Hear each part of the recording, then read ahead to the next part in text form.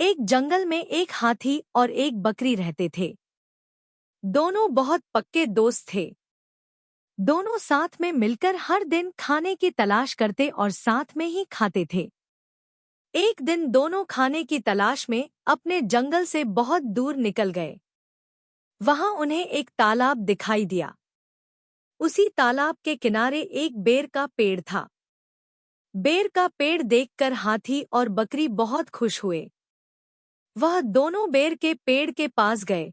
फिर हाथी ने अपनी सूंड से बेर के पेड़ को जोर से हिलाया और जमीन पर ढेर सारे पके हुए बेर गिरने लगे। बकरी जल्दी जल्दी गिरे हुए बेरों को इकट्ठा करने लगी।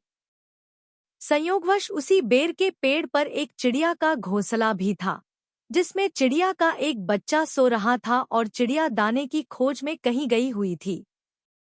बेर का पेड़ जोर से हिलाने के कारण चिड़िया का बच्चा घोंसले से बाहर तालाब में गिर पड़ा और डूबने लगा। चिड़िया के बच्चे को डूबता हुआ देखकर उसे बचाने के लिए बकरी तालाब में कूद गई, लेकिन बकरी को तैरना नहीं आता था। इस वजह से वह भी तालाब में डूबने लगी। बकरी को डूबता हुआ देखकर हाथी भी तालाब में कूद गया और उसने चिड़िया के बच्चे और बकरी दोनों को डूबने से बचा लिया। इतने में चिड़िया भी वहां पर आ गई थी और वह अपने बच्चे को सही सलामत देखकर बहुत खुश हुई। उसने हाथी और बकरी को इसी तालाब और बेर के पेड़ के पास रहने के लिए कहा।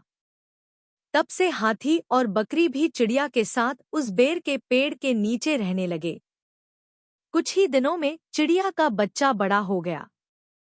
चिड़िया अपने बच्चे के साथ जंगल में घूम कर आती थी और हाथी और बकरी को जंगल में किस पेड़ पर फल लगे हैं इसकी जानकारी देती थी। इस तरह हाथी, बकरी और चिड़िया मजे में रहते और खाते पीते थे। कहानी से सीख: हमें किसी का बुरा नहीं करना चाहिए। अगर हमारी गलती से किसी को परेशानी होती है तो उस गलती को सुधारना चाहिए और मनमुटाव दूर करते हुए एक दूसरे की मदद करनी चाहिए।